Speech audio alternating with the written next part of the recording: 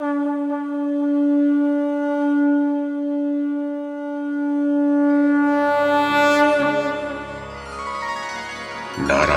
नमस्कृत्य नरं चैव नरोत्तमं देवीं सरस्वतीं व्यासं ततो जयमुदीरयेत्। ओम नमो भगवते वासुदेवाय, ओम नमः पितामहाय, ओम नमः प्रजापतिभ्यः, ओम नमः कृष्णद्वैपायनाय, ओम नमः सर्वविघ्नविनायकेभ्यः।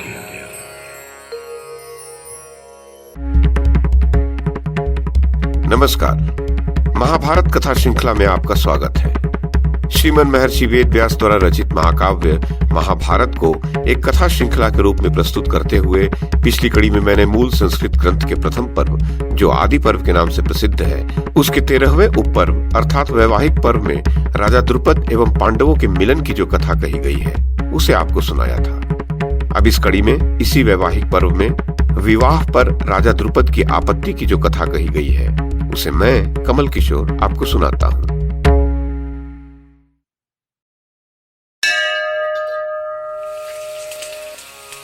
वैशंपायन जी कहते हैं, जन्मेजय, इस प्रकार विश्वास जम जाने पर महाराज द्रुपद ने अपने पुत्रों के साथ जाकर युधिष्ठिर से कहा, ये कुरुकुल को आनंदित करने वाले महाबाहु अर्जुन आज के पुण्यमय दिवस में मेरी पुत्री का विधि पूर्वक पाणी ग्रहण करें और अपने कुलोचित मंगलाचार का पालन प्रारंभ कर दें। तब युधिष्ठिर ने उनसे कहा, राजन, विवाह तो मेरा भी करना होगा।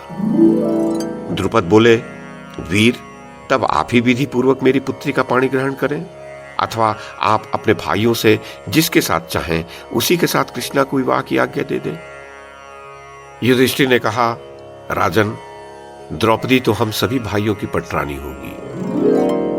मेरी माता ने पहले हम सब लोगों को ऐसी ही आज्ञा दे रखी है। मैं तथा पांडव भीमसेन भी अभी तक अविवाहित हैं और आपकी इस रत्न स्वरूपा कन्या को अर्जुन ने जीता है। महाराज, हम लोगों में यह शर्त हो चुकी है कि रत्न को हम सब लोग बांटकर एक साथ उपभोग करेंगे। हम अपनी उस पुरानी शर्त को छोड़ना या तोड़ना नहीं चाहते। अतः कृष्णा धर्म के अनुसार हम सभी की महारानी होगी। इसलिए वह प्रज्वलित अग्नि के सामने क्रमशः हम सबका पाणी ग्रहण करे। द्रुपद बोले, कुरुनंदन, एक राजा बहुत सी रानियां अथवा एक पुरुष की अनेक स्त्रियां हों, ऐसा विधान तो वेदों में देखा गया है, परंतु एक स्त्री के अनेक पुरुष पति हों, ऐसा कहीं भी सुनने में नहीं आया है। तुम धर्म के ज्ञाता और पवित्र हो, अतः तुम्हें लोक और वेद के विरुद्ध यह धर्म नहीं करना चाहिए। तुम कुंती के पुत्र हो, तुम्हारी बुद्धि ऐसी क्यों हो रही है? युधिष्ठिर ने कहा, महाराज, धर्म का स्वरूप अत्यंत सूक्ष्म है, हम उसकी गति को नहीं जानते।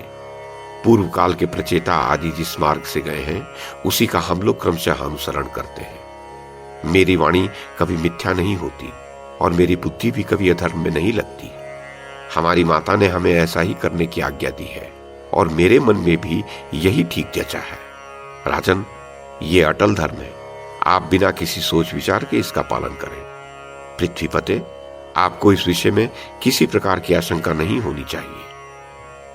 द्रुपद बोले, कुंती नंदन, तुम, कुंती देवी और मेरा पुत्र धृष्टद्युम्न, ये सब लोग मिलकर यह निश्चय करके बताएं कि क्या करना चाहिए। उसे ही कल ठीक समय पर हम लोग करेंगे।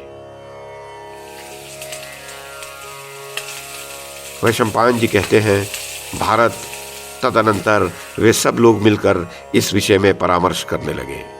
राजन, इसी समय भगवान वेद व्यास वहां अकस्मात आ पहुंचे।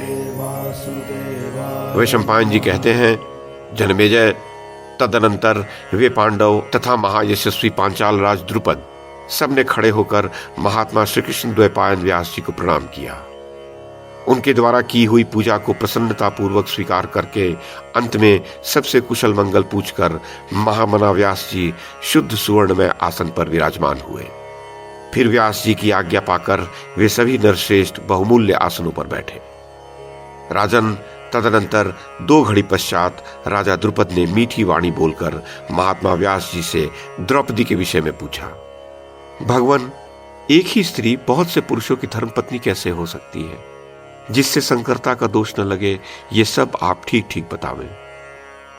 व्यास जी ने कहा, अत्यंत गहन होने के कारण शास्त्रीय आवरण के द्वारा ढके हुए, अतएव इस लोक वेद विरुद्ध धर्म के संबंध में तुम में से जिसका जिसका जो जो मत हो उसे मैं सुनना चाहता हूं। द्रुपद बोले, द्विश्रेष्ठ, मेरे मत से तो ये अधर्म ही है, क्योंकि ये लोक और वेद दोनों के विरुद्ध है।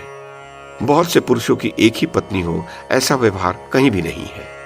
पूर्ववर्ती महात्मा पुरुषों ने भी ऐसे धर्म का आचरण नहीं किया है, और विद्वान पुरुषों को किसी प्रकार भी अधर्म का आचरण नहीं करना चाहिए। इसलिए मैं इस धर्म विरोधी आचरण को काम में नहीं लाना चाहता। मुझे तो इस कार्य के धर्म संगत होने में सदा ही संदेह जान पड़ रहा है।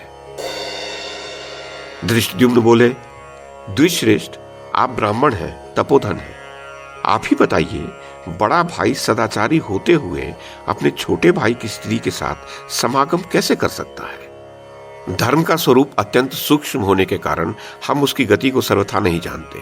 अतः यह कार्य अधर्म है या धर्म, इसका निश्चय करना हम जैसे लोगों के लिए असंभव है। ब्राह्मण, इसीलिए हम किसी तरह भी ऐसी सम्मति नहीं दे सकते कि राजकुमारी कृष्णा 5 पुरुषों की धर्मपत्नी हो। युधिष्ठिर ने कहा, मेरी वाणी कभी मिथ्या वचन का आश्रय नहीं लेती और मेरी बुद्धि भी कभी अधर्म में नहीं लगती, परंतु इस विवाह में मेरे मन की प्रवृत्ति हो रही है, इसलिए यह किसी प्रकार भी अधर्म नहीं है। पुराणों में भी सुना जाता है कि महात्माओं में श्रेष्ठ जटिला नाम वाली गौतम गोत्र की कन्या ने 7 ऋषियों के साथ विवाह किया था। इसी प्रकार कंडू मुनि की पुत्री वार्क्षी ने तपस्या से पवित्र अंतःकरण वाले 10 प्रचेताओं के साथ, जिनका एक ही नाम था और जो आपस में भाई भाई थे, विवाह संबंध स्थापित किया था। धर्मज्ञों में श्रेष्ठ व्यास जी, गुरुजनों की आज्ञा को धर्म संगत बताया गया है और समस्त गुरुओं में माता परम गुरु मानी गई है। हमारी माता ने भी यही बात कही है कि तुम सब लोग भिक्षा की भांति इसका उपभोग करो। अतः द्विश्रेष्ठ, हम 5 भाई एक साथ होने वाले इस विवाह संबंध को परम धर्म मानते हैं। कुंती ने कहा, धर्म का आचरण करने वाले युधिष्ठिर ने जैसा कहा है वह ठीक है। अवश्य मैंने द्रौपदी के साथ 5 भाइयों के विवाह संबंध की आज्ञा दे दी है। मुझे मिथ्या वचन से बहुत भय लगता है। बताइए, इस पाप से मैं कैसे बचूं?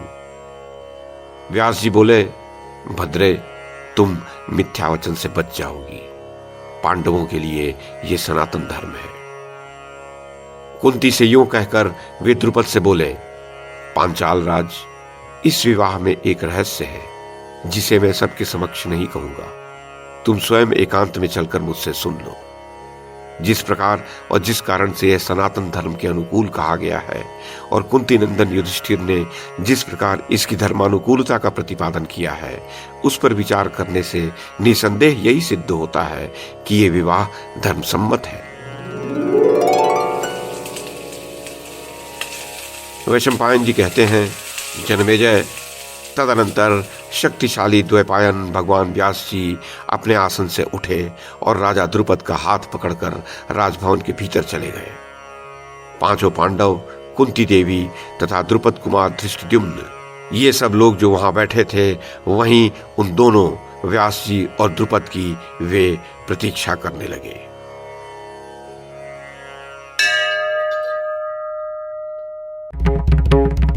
तो ये थी आदि पर्व के 13वें उपपर्व अर्थात वैवाहिक पर्व में कही गई विवाह पर राजा द्रुपद की आपत्ति की कथा। इस कड़ी में बस इतना ही। इससे आगे की कथा अगली कड़ी में सुनाऊंगा।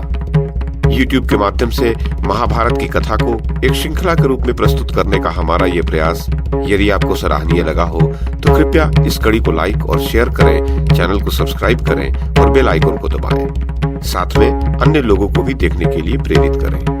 धन्यवाद और नमस्कार।